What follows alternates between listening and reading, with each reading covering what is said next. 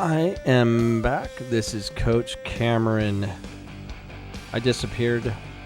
I had deep thoughts with a deep voice cover, and now I'm back for more with you, the listener, the only one that I care about, whoever that is.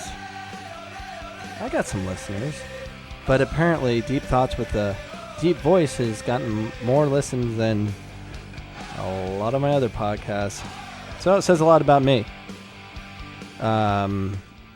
And it is what it is. So anyways, I'm back. I had to leave town to pick up my daughter. I had coverage, I thought, with Deep Voice Guy, with the deep thoughts with the deep voice, that guy. And then I talked to him the other day, and he's talking about starting his own podcast because he did so well on mine. So whatever. Yeah, we're actually going to have Deep Thoughts with the deep voice on a little bit later. But first, let's talk about what's going on in soccer. And it's like coronavirus affected what's going on in U.S. soccer through the DA. And this is an opinion piece, by the way. And it states, COVID-19 provides opportunities for U.S. soccer to shut down development academy. If there's one good thing about COVID-19, if there is, if it shuts down the DA system, that'll be amazing. That'd be awesome. So it starts, and this is written by Chris Hummer from the Stockwire publisher. He says, the heavily circulated rumor that the U.S. Soccer Federation is planning to terminate the entire U.S. Soccer Development Academy is causing a lot of panic and uncertainty in an already turbulent period. Yeah, it is. Because you look at all these clubs, they're like, we're part of DA, we got this, whatever, and now it might be canceled. How cool would that be? It'd be very cool. I'm very excited about that. Yeah, and it would be very interesting. And then there was a tweet from Glenn Crooks. There are rumblings in the soccer community that the U.S. Soccer Development Academy on the girls' and boys' side may be terminated. Announcement could come as early as tomorrow. And that was on April 9th. So that'd be amazing. I actually got a text even from that I got a message from a friend of mine who works with me with the Millennium Girls Soccer program. Sent me a text that there's rumors circulating, and that was before any of this came out, so kind of cool.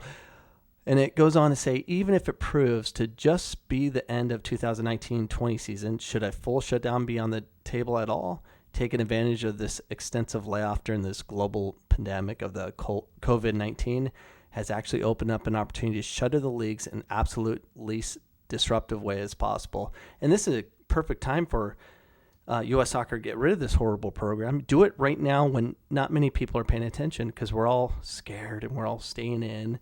And I'm curious about I talked to Deep Thoughts guy, and he said he was going to talk about his thoughts on the whole matter about what's going to happen when we get out of here, which will be interesting.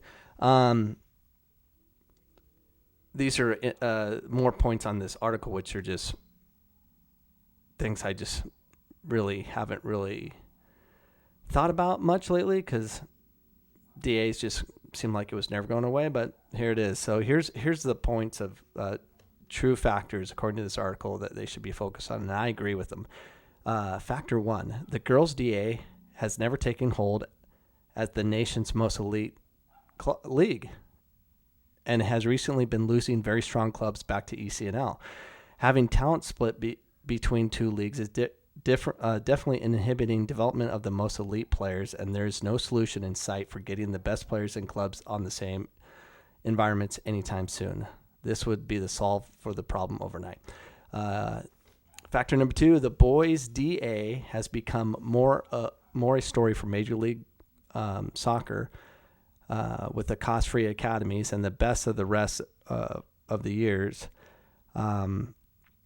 While the top boys talent plays in the DA if there's a club near their homes, every year U.S. Soccer makes some type of adjustment to the competition structure or schedule, and the MLS clubs have long been rumored to be on the verge of leaving anyways, which is true. You know, I cover these topics for the last year and a half on my podcast, and I'll actually put in my podcast all my podcasts relating to DA, because I have a ton of episodes relating to DA, just bashing it for what they're doing, where I got episode 146, DA is still dumb, and then another episode, MLS may leave DA. That would be awesome. So that was DA having restrictions on competition, and then episode 255, Texas could save United States soccer. That had relations to the DA, and then DA and Gold Nation are besties. How they use a license to attack soccer clubs and blah, blah, blah. Anyways, there's lots of talk of it, but the cost, listen to this.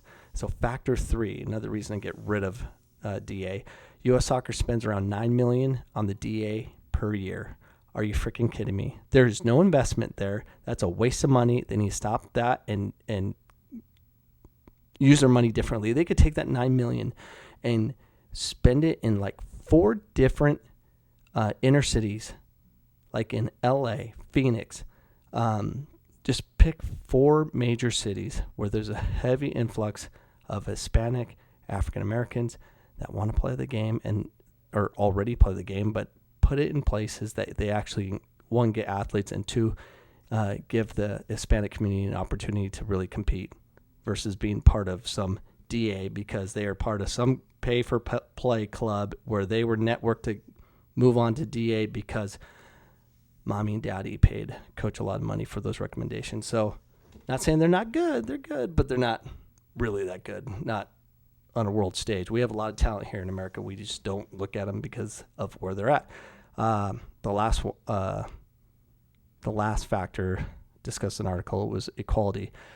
Reference the issue with the girls' DA lagging far behind the boys' version in the effort to consolidate talent.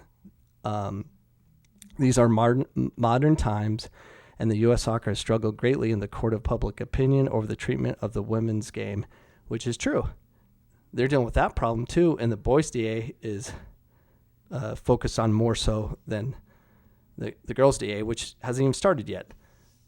So it's a big problem. U.S. Soccer needs to just end it all and change their entire approach because their approach sucks. So those are my thoughts on it. Now it's time to bring on my good friend, Deep Thoughts with Deep Voice. Welcome to the podcast. Thank you, Coach Cameron, for letting me come on to improve your broadcast once again. What are you talking about? Where were we on Friday? Huh? Well, no one told me about Friday. I told you about Friday. No. Yeah, I had to pick my daughter, remember? No, I did That's not. why you covered on Thursday. No, I am not supposed to be on Friday. That is your fault. It's not my... Do I have a contract? I don't even get Matter of fact, paid for you owe this. me money.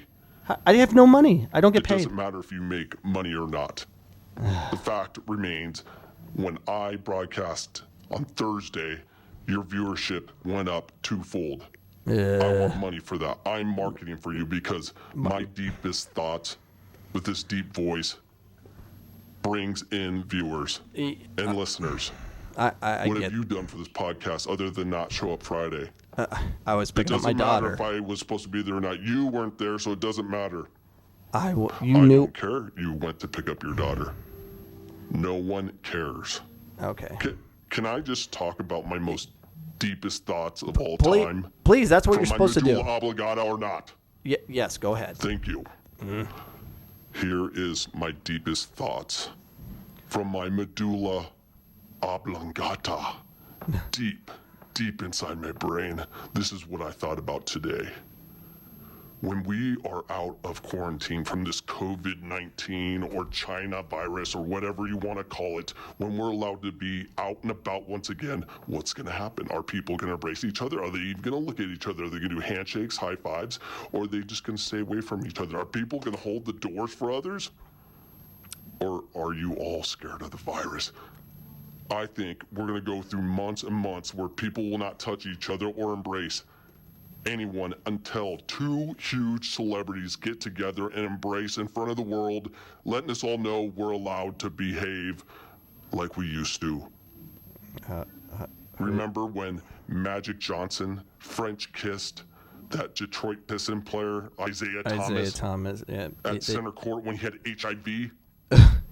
He didn't After French Magic kiss him. Johnson French kissed Thomas, everything changed. Then everyone started French kissing everybody again, not worrying about getting HIV. Where do you which get we found out much later that it was not even real. Magic Johnson's still alive. Where are you getting your facts, man? What? It doesn't matter what if I'm saying has facts or anything. It's from my inner thoughts, from the deepest corners of my medulla oblongata. I don't know if I can keep bringing you on. I'm done here, and you're welcome. I just increased your ratings by just being here, and I don't know if I'll ever come back. Well, goodbye. Good riddance. Good luck, Coach Cameron. Thank you. All right. I can't keep having this goofball on.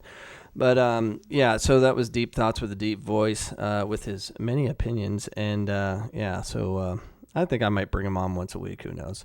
But, Deep Thoughts with Deep Voice has many thoughts. My thoughts on the DA and the rumblings of soccer community in U.S. soccer going bye-bye is great news. So this is Coach Cameron with my late report on this Saturday, covering for Friday that the Deep Thoughts with the Deep Voice Yahoo did not show up. So I would hope that all of you have a wonderful Easter weekend, because it's going to be awesome as we try to cope with life being quarantined, and it will be interesting, according to Deep Thoughts, Deep Voice, how our behavior is going to be.